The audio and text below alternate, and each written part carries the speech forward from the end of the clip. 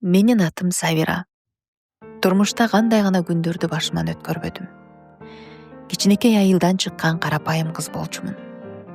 Жолдошум Медер экөөбүз таанышып, бакыт издеп Борборго көчүп келгенибиз эсимде. Экөөбүз тең билимдүү элек, көп иштедик.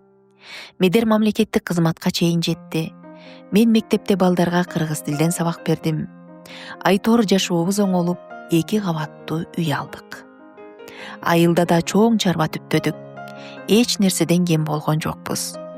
Жаштык менен мээнет кошо жүргөн учурлардын баарын эстеген сайын жүрөк жылыйт.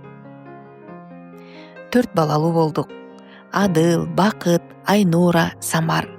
Ар бири жанымдын бөлүгү болчу. Көздөрү жаркырап, кыпкызыл беттери менен жүгүрүп жүргөн учурларын бүгүнкүдөй көрүп турам.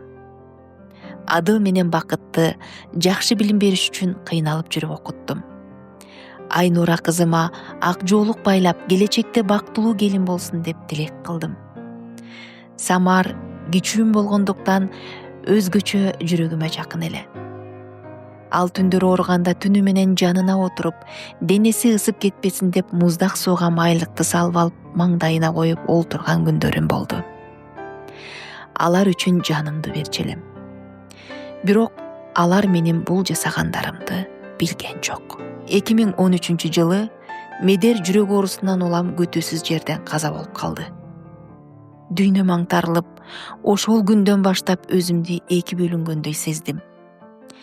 Бир бөлүгүм өткөн жашоону сагынып, экинчи бөлүгүм азыркы тагдырым менен күрөшүп жатты.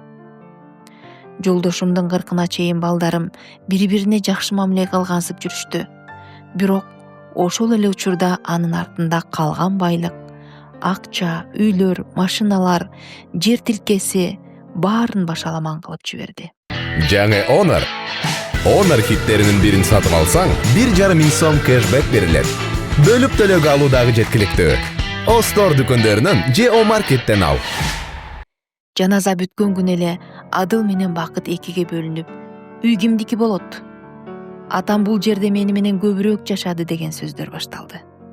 Адыл улуусу болгондуктан шаардагы үйдү өзү ээлеп алды. Мен бул үйдү карап жүргөм. Мен сатып алган нерселер да бар деди.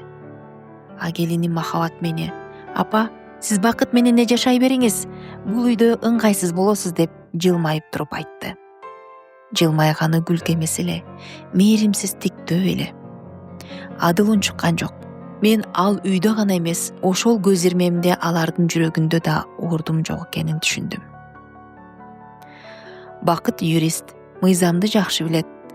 Ошол билимди өз пайдасына иштетти.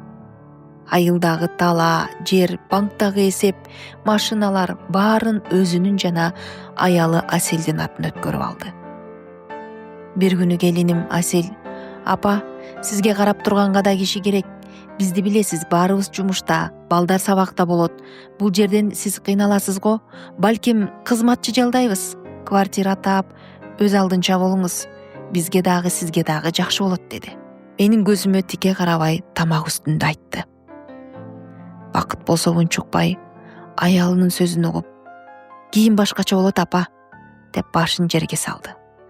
Бирок ошол кийин такыр эле болбой койду. Кызым Айнура жалгызым, мээримдүү кыз болчу. Бирок ал азыр Туркияда. Жогорку окуу жайды бүтүрүп, ошол жактан түрк жаранына турмушка чыкты. Башында кат жазып чалып жүрдү, бирок акырындык менен чалуусу азайып кетти. Азыр болсо 1 жылда 1 чалса жакшы. Аны дагы күйөөсү кызганчак. Үйлөнгөнү жарытылуу деле кызымды жөнөткөн жок. Анысы аз келгенсип, кабар алдырбай, катташтырбай койду. Аны эстесем, жүрөгүм бир сыгылат. Кичүүм Самар Москвада.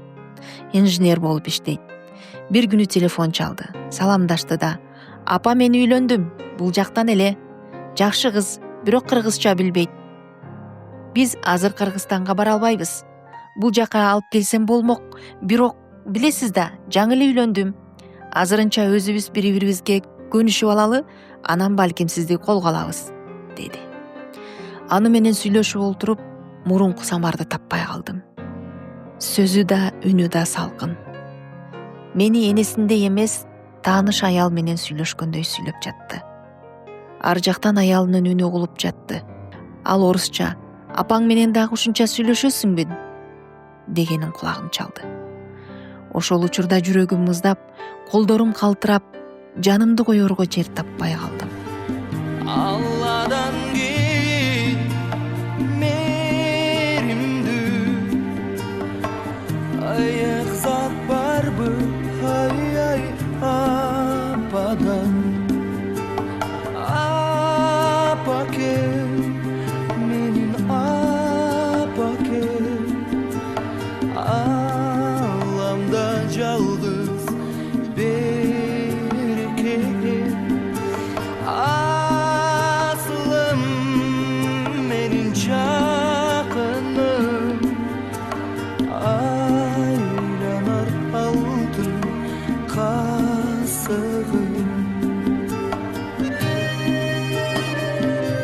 Ошентип 4 балам 4 шылтоону айтып, мени карылар үйүнө таштап кетишти. Бул жер тынч, тамагым бар, керебетим бар, бирок мээрим жок, ысык сөз жок. Эшик ачылганда жүрөгүң дүкүлдөп, балдарым келдиби деп үмүттөнөсүң. Анан бирөө кирет, бирок өз балаң эмес. Анан кайра эле терезеге карап, күндү санап каласың. Мен эч кимди каргабайм. Менин тилегим алардын да башына ата-эне курагы келип жүрөгү мээримди самаганда ошол сезимди түшүнүп калышса экен. Мен өз тагдырыма көндүм. Бирок ата-эне дегенди эстеп жүрүшсө экен. Мен өлсөм кайсы бир күнү эстешсе болду. Бүгүн мен ушул жерде карылар үйүнүн бурчунда отуруп, өзүмдүн жашоомду сиздерге айтып берип отурам. Ким билет? Балким бир күнү ушул тагдырым бир адамдын жүрөгүн ойготот. Мен баарын кечирдим. Бирок жүрөгүмдө ошол кечиримдин артында чоң боштук калды. Эгер кайра жашоо берилсе, балким балдарыма байлык эмес, мээрим менен жашоо үлгүсүн көбүрөөк көрсөтмөкмүн.